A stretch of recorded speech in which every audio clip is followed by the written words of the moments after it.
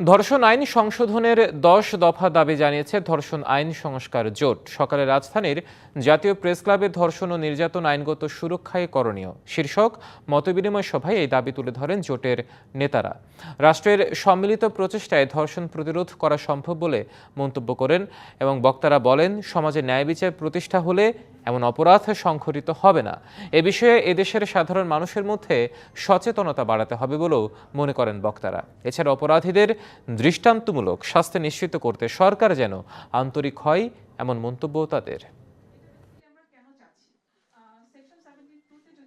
Independency of judiciary যদি কাগজে কলমে একেবারে সাংঘাতিকভাবেও এসে যায়, গুলিয়ে খাওয়ানো যায় রাষ্ট্রকে, এবং ইন্ডিপেন্ডেন্সি অফ জুডিশিয়ারি আসে, কিচ্ছু হবে না যতক্ষণ পর্যন্ত একজন বিচারক তার মধ্যে ইন্ডিপেন্ডেন্ট না থাকবে। আমাদের দেশে এই যে আমাদের একটা সময় ধরা আছে যে এই সময়ের ভিতরে কেসটা শেষ করতে হবে, কিন্তু এমনও এক্সাম্পল আছে 4 দিনের ভিতরে ধর্ষণের কেসে জাজমেন্ট দিয়ে দিচ্ছে।